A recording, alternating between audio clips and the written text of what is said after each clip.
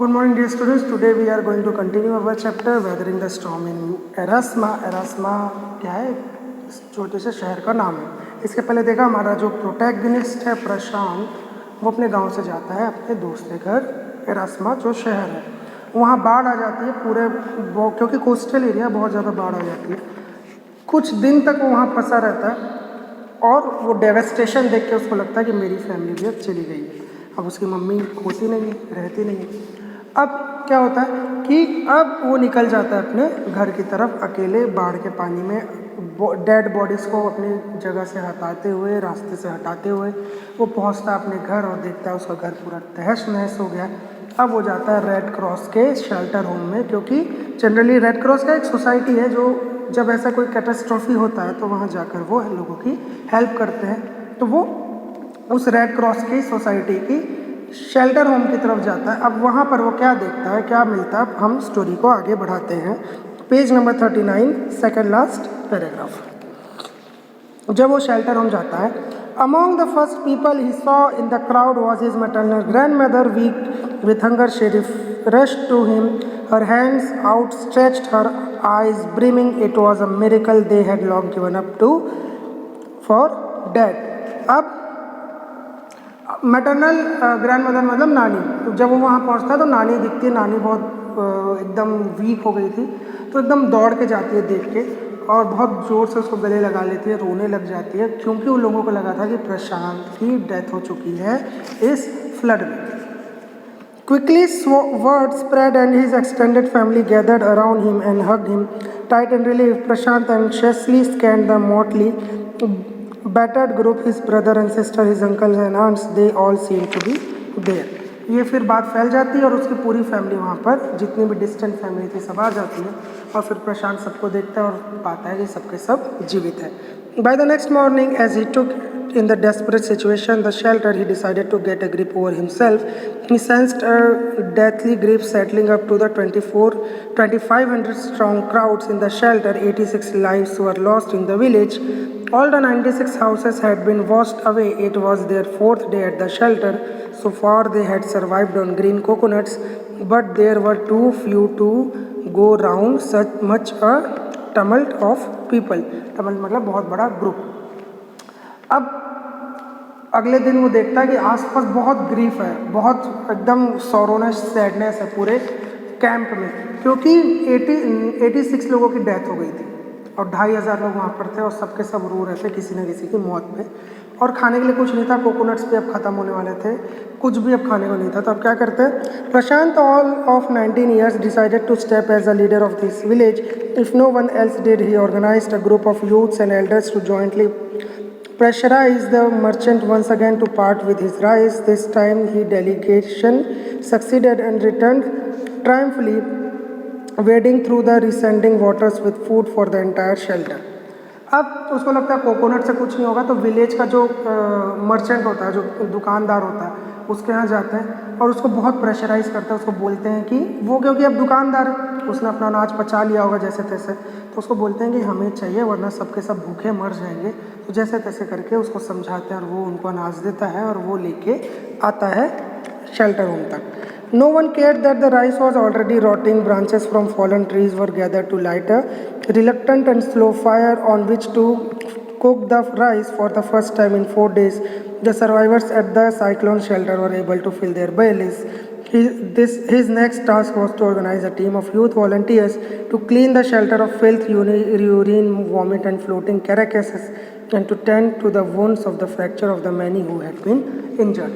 जब वो चावल लेके आता है तो सब खाते हैं चावल. वो चावल पहले ही बहुत सड़ चुका था, बारिश तो हो ही रही है, जैसे भी बचा लो, जितना भी बचा लो, बट वो ख़राब होना शुरू हो गया था. बट फिर भी उन्होंने वो खाया, क्योंकि उन्होंने 4 दिन से कुछ भी नहीं खाया था, सिर्फ कोकोनट्स खाए थे.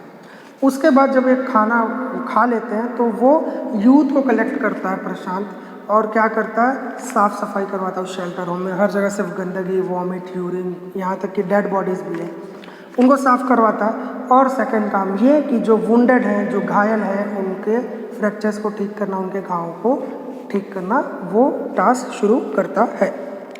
On the 5th day, a military helicopter flew over the shelter and dropped some food parcels.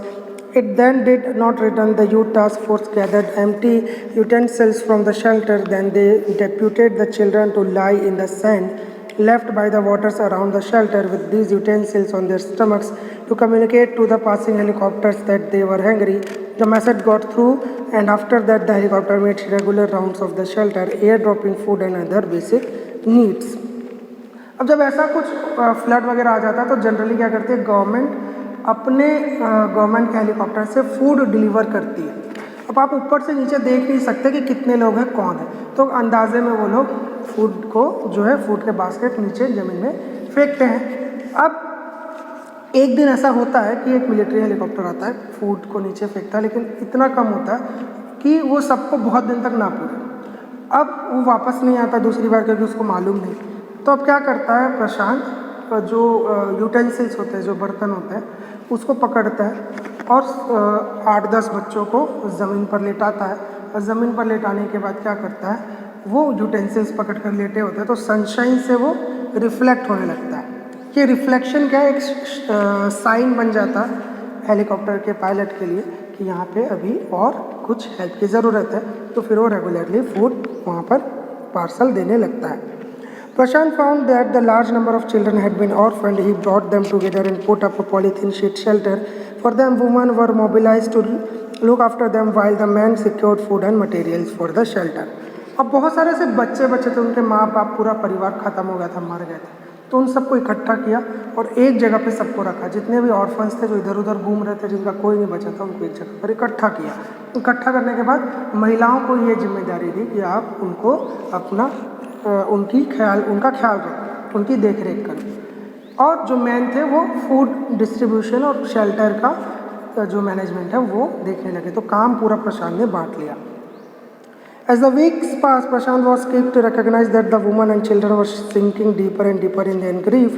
He persuaded the women to start working in the food for work program started by an NGO, and for the children he organized sports events. He himself loved to play cricket, and so he organized cricket matches for children. Prashant engaged with the other volunteers in helping the widows and children to pick up their broken pieces of their lives. The initial government plan was to set up institutions for orphans and widows.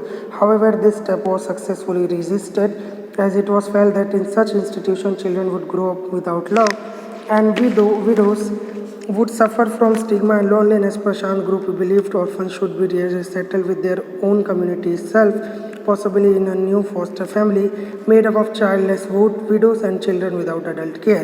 It is 6 months after the devastation of the super cyclone. This time Prashant's wounded spirit has healed simply because he had no time to bother about his own pain. His handsome youthful face is what the widows and orphan children of his village seek out most in their darkest hour of grief. अब क्या हुआ, अब ये and हो गया। And में क्या होता है कि अब जब सब कुछ धीरे धीरे ठीक होने लगा, फ्लड उतर गया, अब लोग ज़िंदगी में वापस आने लगे, तो उसने ये देखा कि आसपास बहुत से विडोज़ हैं, औरतें, और बहुत से बच्चे हैं जो ऑर्फन हैं, और गवर्नमेंट ने उनको शेल्टर होम में भेजने का सोचा कि विडोज़ का शेल्टर होम और ऑर्फन बच्चों को ऑर्फनेज। तो ये जो है प्रशांत को ठीक नहीं लगा। उसका ये आइडिया था कि इसी कम्युनिटी में अब ऑर्फन है और उनका जो औरतें उनका कोई नहीं है, तो इन लोगों को मैच करके हम एक नई फैमिली बना सकते हैं कि ऑर्फन्स और विडोज़ एक साथ रहने लगे। ऐसे करके उसने एक नई कम्युनिटी बनाई। उसने लोगों में स्पिरिट लाने के लिए cricket matches, sports events organise किए जिससे बच्चे फिर से खुश हो सकें।